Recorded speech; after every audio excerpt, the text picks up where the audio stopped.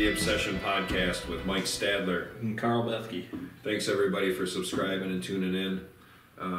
Another question today, we're going to check mock scrapes. How do you make them on your properties? Where? How many? And can there be too many? Well, if you guys have been watching our stuff, we've done podcasts, we talk about it all the time. We make mock scrapes by just hanging vines off of ropes and main deer transition areas. It's pretty much how we do it. 100%. We make them with our feet. Yep. I mean, clearing away. Yep. You know, you can use some sticks, stuff like that. Yep. I mean, I've seen those things they try selling for making the scrapes. Jeez, come on, dude. And you put the print in it. Yeah. Now you're done. Yeah. Make sure you put that deer print in. So pretty much everybody I know has a foot. So you can take that and just kick it around and make a scrape. Grab a stick. If you don't want to, use your leg. You get some sort of gimpy issue or something. I don't know. But 100%, where Carl said we put them on main deer trails. Every scrape we have, mock scrape we have, is shootable. From a tree stand. So remember that part of it. That scrape is shootable. Now I know I have a few. We put a lot of them on my property last year. And we filmed all that and showed it. And we found that there's, I think, 3 of them that either need to be moved or just taken out. We decided one we're just going to take out. Because they're just not using them. They're doing it. They're just not there. Right. So there's a natural scrape for them that they use every year. Yep. So why try to put another one in there at that point? Yeah. We do not.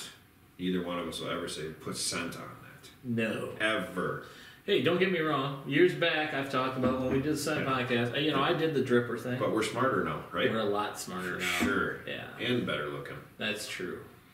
I would say, scents. I don't use scents on mock scrapes because once you get that vine, that scrape established, every deer hits it.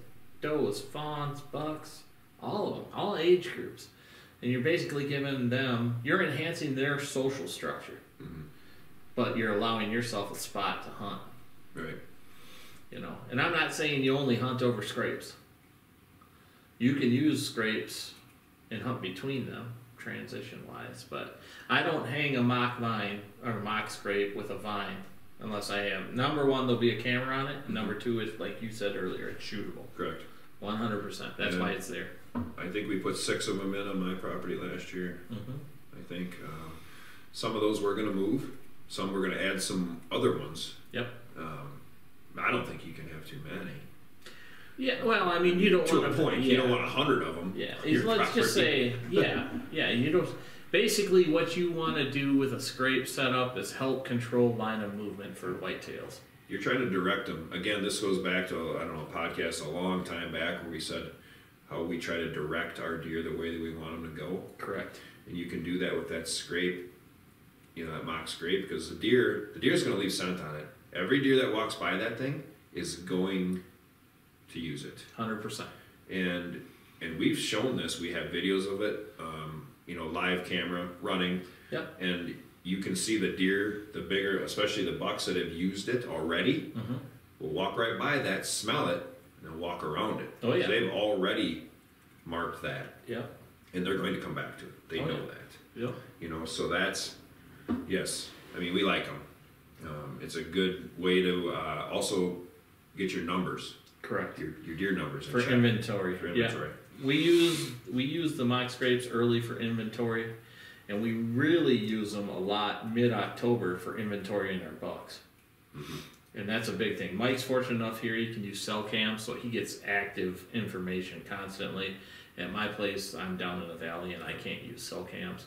So I have to check chips, and I only check chips when I'm going in and out of a hunting spot. Correct. Okay, because there's cameras, I'll tell you right now, there's cameras on my property last year that I never checked until I picked them up here a couple weeks back. Right. But it's given me intel on that location. And some of the deer, a couple of the bucks, I had never seen on the interior of my property. Yep. They just hit that edge. They got their picture taken on that spot, and then they were working on the neighbors or something. Yep. So what you want to do too, I think we should probably tell people is that deer should be able to move all the way around that scrape without hitting anything. Yeah, you actually described it real well, and I'll show it here in the video. But when we did your property last year, you talked about how the deer's got to be able to move all the way around. Move all the way around that thing 360 degrees. And another thing too, make sure that you hang the bottom of that vine at about your waist. Yep. You don't want it on the ground. You don't want it way up high because even your fawns will hit that, and it's still deer scent. Yeah, you want every deer hitting that. Yep. Basically, that's their main social hub. Think of it as the nightclub in the city. Correct. And don't put mock scrapes in bedding areas. I'll tell you that. Yeah. Okay, don't bomb into a bedding area or really right on top of a bedding area and put a mock scrape in there. You don't want that. Number one, it's not great for you to try and get into because you're putting these things out there so it gives you the ability to hunt it. Yeah. Enhancements. It's another tool for you to possibly harvest a deer off of. Yep. Is the biggest thing, and it's another thing like we've talked about the rain and the fronts coming through. That those scrapes get freshened, and when they're the community type mock scrape like that, deer are gonna come back to them. Oh yeah. If you put a mock scrape in that hub scrape right there on that front side of my ridge right there where I get pictures of every big deer.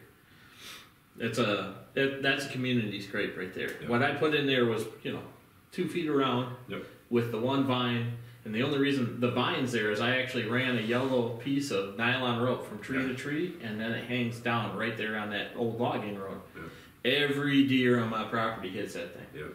And now, the scrape's this big around. That's huge. And they still come to. Yep. I'm probably going to have to change the vine this year, but I'm not changing the location. No, it's a great location. And you'll find that as you put them in. Yeah. Like I was saying earlier, some of them might need to be moved. Yeah. So they just didn't get hit how I wanted them to get hit. So we're going to move them. Yep. And we're going to move the deer with them.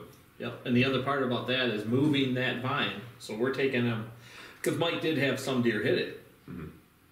We're taking that deer scent and we're moving it to another location that he thinks is going to be more productive. Yep.